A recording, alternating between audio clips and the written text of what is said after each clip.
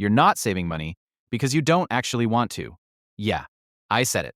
And before you click away, before you roll your eyes, before you start listing all the reasons why that's not true, just stay with me for a second, because I'm not here to judge you, I'm not here to lecture you, and I'm definitely not going to tell you to stop buying coffee. What I'm going to do is show you something that most personal finance content completely misses, something that nobody really talks about. A truth that's sitting right underneath the surface of every financial struggle you've ever had. And honestly, once you see it, you can't unsee it. So take a breath, get comfortable, because this one's going to hit different. Let's start with something you've probably heard 1,000 times. You just need more discipline. You just need to stop spending on things you don't need. You just need to budget better. Sound familiar? And every single time you hear it, some part of you agrees. You nod along. You think, yeah, they're right. I do need to be more disciplined. I do need to stop impulse buying. I do need to be better with money. And then nothing changes. You try a budget app. It works for 3 days. You set up a savings goal, you spend it by the end of the month, you tell yourself this month will be different. It isn't. And slowly, quietly, you start to build a story about yourself. A story that says, I'm just bad with money. I don't have willpower. I'm not one of those people who can save. Maybe it's just not in me. But here's the thing. That story, it's wrong. Not because you're secretly amazing at saving. Not because the system is rigged against you, even though in some ways it kind of is, but because the whole framing is off. The whole lens you're using to look at this problem is pointing at the wrong thing. Discipline is not your problem. Discipline is just the symptom. And we've been treating the symptom for years, while the actual disease runs wild underneath. So what's really going on? Here's the core idea, and I want you to really sit with this. Every single financial decision you make, every purchase, every time you don't save, every time you swipe that card, is a choice. And that choice is always driven by what you want more in that exact moment. Not what you want in theory, not what future you wants, what present you wants. Right now, in this moment. And right now, present you doesn't want to save. Present you wants to feel good. Present you wants to treat themselves after a hard week. Present you wants to feel normal, to fit in, to enjoy life, to not feel deprived. And saving? Saving is future you's problem. This isn't a character flaw, this isn't weakness. This is just how human brains are wired. It's literally baked into our biology. But once you understand it, really understand it, everything changes. Let me paint you a picture. It's a Friday, you just got through one of the worst weeks of your life. Your boss was on your case, your to-do list is still overflowing, you're exhausted, you're stressed. And it's finally the weekend. You open your phone, you start scrolling, and you see it, something you've been eyeing for a while. Maybe it's a pair of shoes, maybe it's a gadget, maybe it's just a nice dinner out with friends. And you think, you know what? I've been working so hard, I deserve this. So you buy it, and for a moment, just a moment, something lifts. There's a little rush, a little spark of relief, a little voice that says, yeah, that felt good. Now tell me, in that moment, were you being undisciplined? Were you failing at personal finance? Or were you doing exactly what your brain was designed to do? Seek relief from pain and stress using the fastest available tool. Because here's what nobody tells you about spending. It works. In the short term, it genuinely, chemically works. When you buy something that makes you feel good, your brain releases dopamine. That's the neurotransmitter associated with reward and pleasure. It's the same chemical that fires when you eat something delicious, when you get a compliment, when you fall in love. Dopamine doesn't care about your savings account. Dopamine just wants to be released. And in a world where stress is everywhere, where most of us are running on empty, where the line between work and rest has basically dissolved, dopamine-seeking spending isn't a mystery. It's a logical, predictable response to a relentless environment. The problem isn't that you're weak. The problem is that spending is the most accessible, socially accepted, instantly available source of relief in modern life. Think about it. When you're stressed and you want to feel better right now, what are your options? Go for a run? Takes effort. Meditate? Takes practice. Call a friend? Takes vulnerability. Or open an app and buy something in 30 seconds? The competition isn't fair. But there's more to it than just dopamine. There's something called present bias, and this is where it gets really interesting. Present bias is the psychological tendency to overvalue what's happening right now compared to what will happen in the future. And it's not a small effect. Research shows that humans consistently, predictably, irrationally prefer a smaller reward today over a much larger reward tomorrow. Here's a classic experiment. If I offer you $10 right now or $11 tomorrow, most people take the $10 today. Rationally, waiting one day for 10% more is a great deal. But emotionally, tomorrow feels vague. Tomorrow feels uncertain. Today is real, and this plays out every single day in your finances. Your savings account, that's future you's reward. That's the $11 tomorrow. It's abstract, it's distant, it doesn't feel real. But the thing you want to buy right now, that's $10 today. It's tangible, it's immediate, it's real in a way that a number in a bank account just isn't. So when you find yourself choosing between saving and spending, your brain isn't even making a fair comparison. It's comparing something concrete and immediate against something abstract and distant. And concrete and immediate wins almost every time. This isn't stupidity. This is just how the brain processes time. The future genuinely feels less real than the present.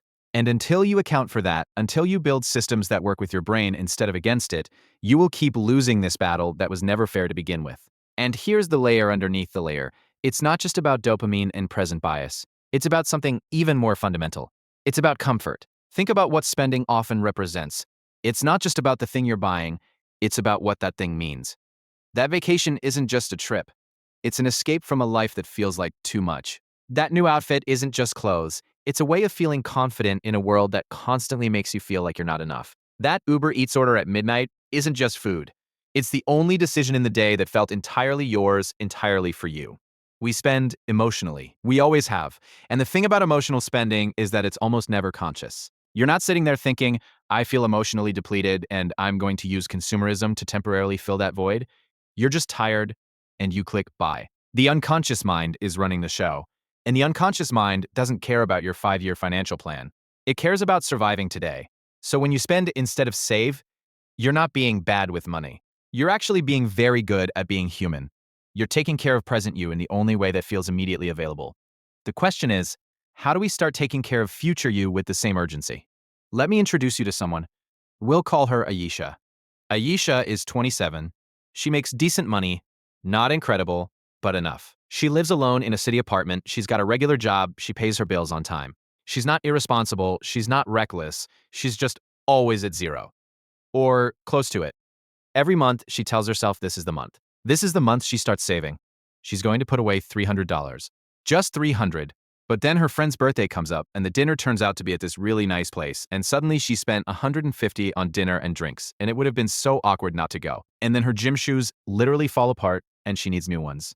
And then she's having a really rough week and she just needs a night in with good takeout and a new Netflix series. And the month ends.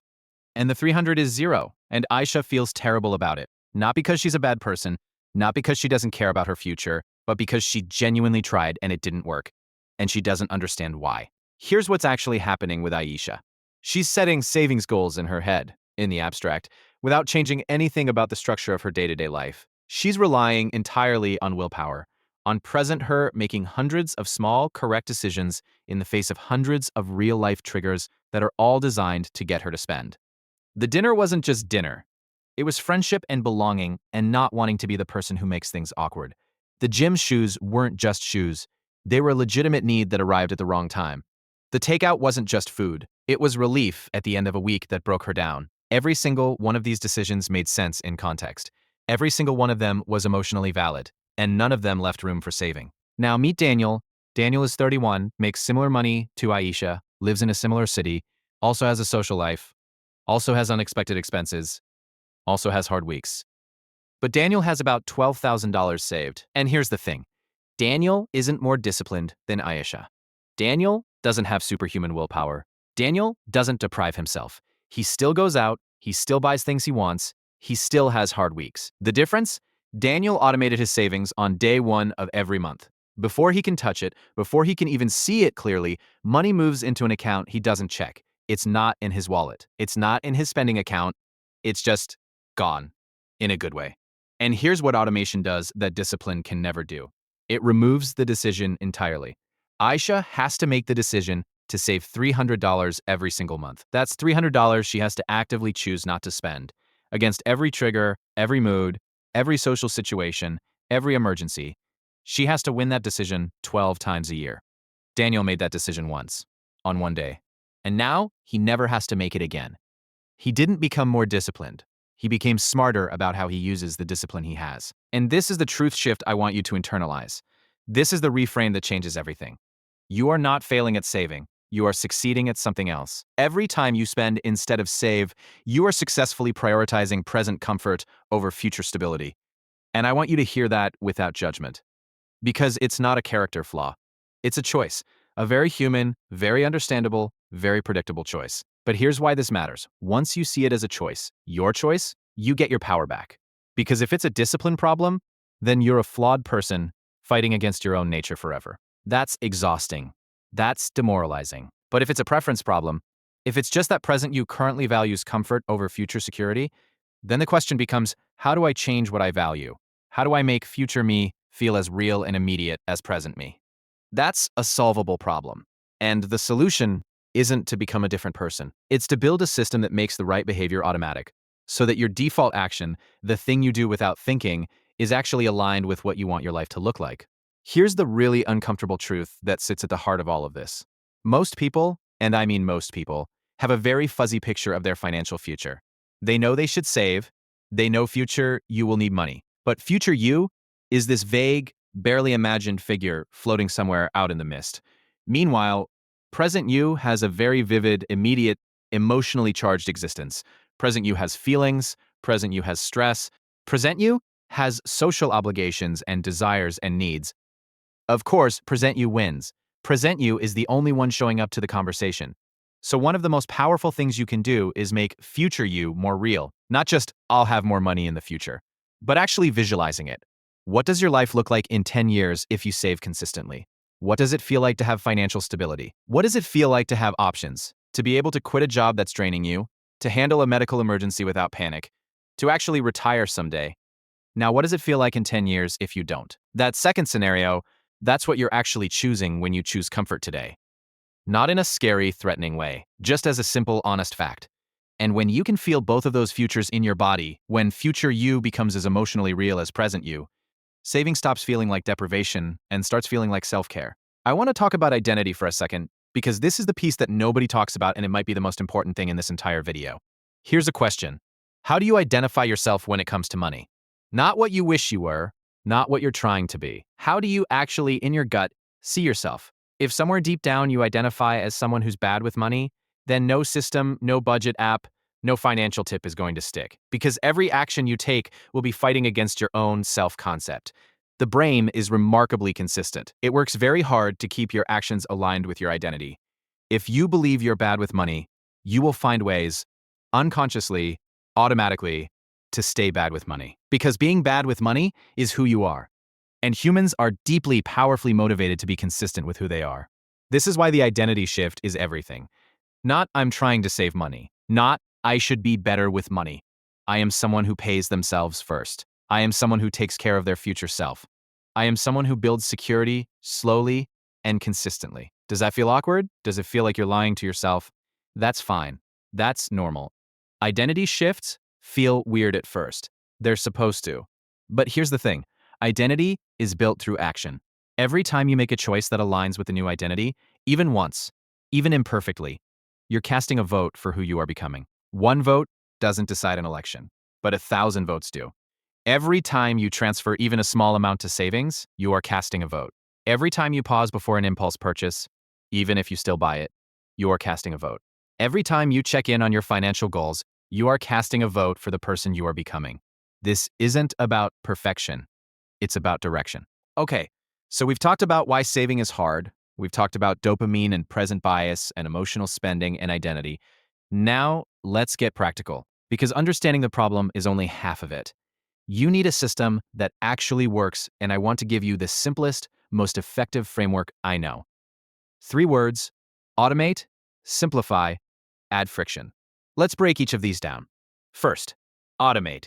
This is non-negotiable. If you are relying on willpower to save, you will lose. Not because you're weak, but because willpower is a finite resource and the world is designed to drain it. Every decision you make, from what to eat to what to wear, to whether to respond to that email, costs a small amount of cognitive energy. By the time you get to financial decisions at the end of the day or the end of the month, your willpower tank is close to empty. So you take willpower out of the equation entirely. Set up an automatic transfer on payday, ideally the same day you get paid, that moves a set amount to a separate savings account. Not your regular bank account, a different one. Preferably one with a slightly annoying login process so you're not tempted to dip into it. The amount matters less than the habit. If you can only do $20 a month right now, Do $20. The point is the system, not the number. You can scale it up later. What you can't easily recover from is another year of zero savings. And critically, automate it before you can spend it. The money that you never see in your spending account is money you will never miss. This is the single most powerful thing you can do. Not a budget, not a savings app, just automation. Second, simplify. One of the reasons people fail at budgeting is that budgeting is complicated. There are categories and subcategories and tracking and adjusting, and it takes time and attention. And most people just don't have that bandwidth. So instead of a complex budget, try a simple spending rule. After your automatic savings transfer goes out, divide what's left into two buckets: fixed costs, rent, bills, subscriptions, and free money. Everything else. That's it. Your only rule is don't dip into the fixed costs bucket and don't stress about the free money bucket. No tracking every coffee, no guilt about dining out. You've already handled your future with the automatic transfer. Everything else is just living. This is sometimes called pay yourself first budgeting, and it's powerful precisely because of how little it asks of you. You make one good decision, automating the transfer, and then you get to live your life. Third, add friction. This one is a little counterintuitive, but it's incredibly effective. The goal is to make spending slightly harder and saving slightly easier by adding small obstacles to impulse spending. For example, delete saved payment info from your favorite online shopping apps. Sounds tiny, but that extra 30 seconds of having to get your card, type in the numbers, that pause is often enough to break the impulse loop. Many people report that just this one change dramatically reduced their impulse purchases. Or implement a 24-hour rule for any non-essential purchase over a certain amount, say $50. Put it in your cart, wait 24 hours. If you still want it, buy it. You'll be amazed how often you don't want it anymore. Or keep your savings in a bank that's different from your spending bank. Make it slightly inconvenient to transfer money out. Not impossible, you never want to feel trapped, but just inconvenient enough that raiding your savings feels like a deliberate, effortful decision rather than a casual one. Friction works because it inserts a moment of consciousness between impulse and action, and that moment is all you need. Let me give you a concrete plan you can actually start today. Not next month, not when things calm down. Today. Step 1, open a separate savings account. Right now. This week, many banks let you do this in 5 minutes online. Pick one that's not your main bank. Even a small amount of separation helps. Name it something that connects to your future. Not just savings. Maybe Freedom Fund. Maybe Future Me. Whatever makes it feel real and personal. Step 2, set up an automatic transfer. Go into your banking app, set up a recurring transfer, even $20, to go to your new savings account on the same day you get paid. Make it automatic. Make it invisible. Do this before the end of the week. Step 3, pick one friction habit. Just one. Delete your saved card from one shopping app. Set a 24-hour rule for purchases over $50. Something small that adds a moment of pause between impulse and action. Step 4, write down your future you moment. Not a generic, I want financial freedom. A specific scene. What does your life look like in 5 years if you stay consistent? Where do you live? How do you feel on a Sunday morning? What choices do you have that you don't have now?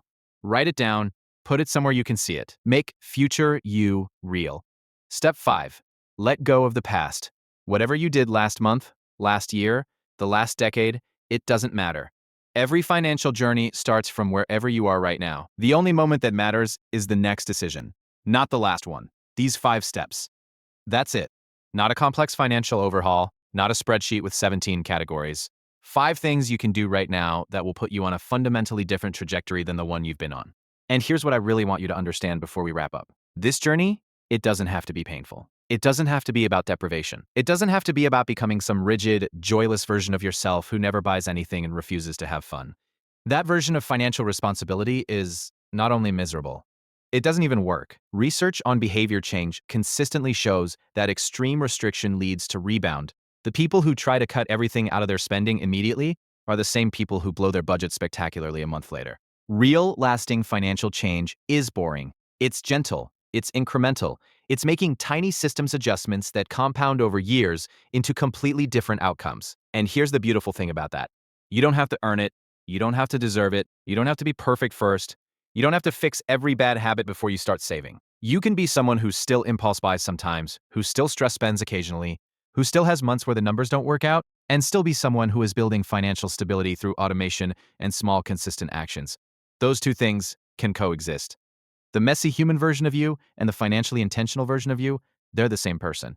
I want to come back to something I said at the beginning. You're not saving because you don't want to. But here's what I hope you understand now. That wanting is not fixed. It's not hardwired into your personality. It's shaped by what feels real, by what feels rewarding, by what your habits and systems are set up to support. Right now, spending feels real. Comfort feels real. Immediate relief feels real. And saving feels abstract and distant and almost theoretical. But that can change. And it changes not through willpower or discipline or trying harder. It changes when you make future you feel real. When you automate so present you doesn't have to fight. When you add friction to slow down the impulse. When you shift your identity from someone who's bad with money to someone who takes care of their future self, and it changes slowly, quietly, invisibly, every single time you make one small right choice. Not a perfect life overhaul, not a dramatic financial transformation overnight. Just one automated transfer, one pause before a purchase, one moment of thinking about the person you want to become.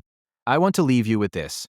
Somewhere out there is a version of you 5 years from now, 10 years from now, who feels safe, who doesn't panic when an unexpected bill arrives, who has options, real, actual options, about where to work and where to live and how to spend time, who wakes up on Monday morning without that low-level financial dread humming in the background. That version of you exists. It's not a fantasy. It's not reserved for people who earn more or were raised differently or got lucky. It's available to you, starting from where you are with what you have. But that future you needs present you to start making different choices. Not perfect choices, not life-altering sacrifice, just slightly different defaults. Automate a transfer, add some friction, make future you real. That's it. You're not bad with money. You're a perfectly normal person who has been operating without a system. And systems are fixable. Systems are changeable. Systems don't require you to become someone different. They just require you to set things up smarter. So here's my challenge to you. Before you close this video, before you go back to scrolling, before life takes over and this becomes just another video you watched and forgot about, do one thing. Just one. Open that savings account, set up that transfer, delete the payment info from one app, write down the future you moment, one thing, today. Because the person who saves isn't someone born with more willpower. They're just someone who made one small right decision, one day, and then kept going. That person can be you. It already is you. You just haven't caught up to it yet. And that's it for today. Thanks for watching, and I'll see you in the next one.